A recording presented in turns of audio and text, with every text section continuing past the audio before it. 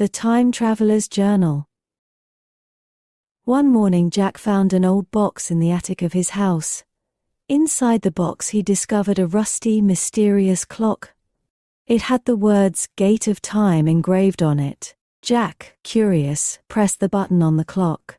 In an instant his room disappeared, lights began to swirl around him, and Jack found himself in a completely different place. First stop, Isaac Newton. When Jack opened his eyes, he was in a vast garden. The sky was bright blue, and birds were chirping.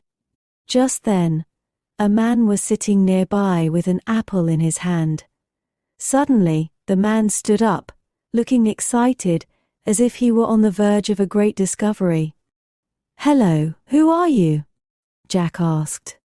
The man replied, "I am Isaac Newton, and am on the verge of an important discovery about gravity." Jack immediately realized who Newton was. Newton showed the apple in his hand and said, "This apple made me think about how our world works. Why does it fall to the ground? Why not to the sky? If I can find the answer, I might uncover the great secrets of nature." Jack admired Newton's curiosity and dedication to science. He listened to Newton's discoveries and learned how Newton advanced science. Newton not only explained the laws of gravity to Jack, but also showed him that science is an adventure, and every new discovery has the power to change the world. But Jack began to feel the clock gently vibrating again. He knew the journey was continuing. He pressed the button on the clock, and suddenly the world started spinning again. Second stop, Florence Nightingale. When Jack opened his eyes this time, he found himself in a hospital tent. A woman was tending to patients with great compassion. She approached each person with a smile, offering hope and care. "Hello, who are you?" Jack asked. The woman replied, "I'm Florence Nightingale, a nurse. Helping people is the purpose of my life." Jack immediately recognized who she was. Florence was the founder of modern nursing. She had devoted her entire life to helping people and ensuring their well-being. Florence showed Jack how she helped her patients. She explained that healing people wasn't just about medicine, but also about love, compassion, and dedication. Florence taught Jack the importance of kindness and helping others. Jack was amazed by Florence's work. But the clock began to vibrate again, signaling the approach of another adventure. Jack pressed the button, and he was off to a new journey. Third stop, Leonardo da Vinci. Suddenly, Jack found himself in a workshop. The walls were filled with massive drawings, and a man stood at the center, working on a model of large wings. Jack walked over to him. "What's this?" he asked. The man replied, "I'm Leonardo da Vinci. This design is a project to teach people how to fly. If these plans succeed, one day humans will soar through the skies like birds." Jack asked excitedly, "Do you think it will work?" Leonardo smiled and said, "When science and art come together, anything is possible. The imagination has no limits." Leonardo's creativity and curiosity deeply impressed Jack.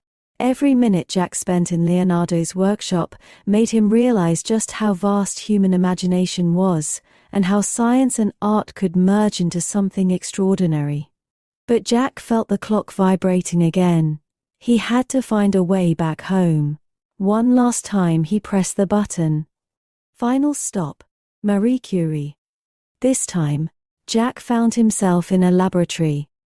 A woman was conducting various chemical experiments. Jack approached her and asked, "Who are you?" The woman replied proudly, "I'm Marie Curie. I discovered the elements radium and polonium. Making discoveries in the world of science, especially for women, is incredibly important.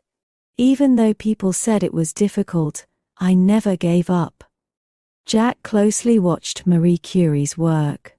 Her contributions to scientific research had saved many lives. Her determination and perseverance taught Jack that no matter how hard the challenge, it could be overcome. Marie Curie said, "Science can be difficult, but persistence is what matters." Jack kept her words in mind. The clock began vibrating again. Jack knew it was time to return home. He pressed the button and found himself back in his room. Return to the present. When Jack opened his eyes in the attic, the mysterious clock was still in his hand. But this time, he had gained a new understanding of how precious time was. Each journey had taught him something different: science, compassion, imagination, and perseverance. Jack realized that time doesn't just pass, it holds valuable moments. Now that he was home, he knew he would never forget what he had learned. Jack slowly placed the clock back on the shelf and thought about his adventure.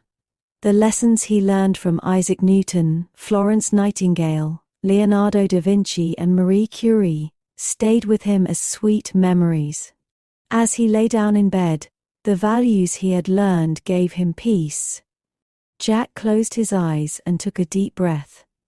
Tomorrow is a new day, maybe a new adventure, he thought. Smiling, he pulled up the covers and whispered to himself, "Good night, world. There are still roads in my imagination. In my dreams, I'll fly to the stars, learning something new each day. Every adventure is a teacher, and every day a new lesson. Good night, science. Good night, friendship. Good night, dreams." And with that, Jack drifted off to sleep. Good night, little travelers. New adventures await you tomorrow. Sweet dreams.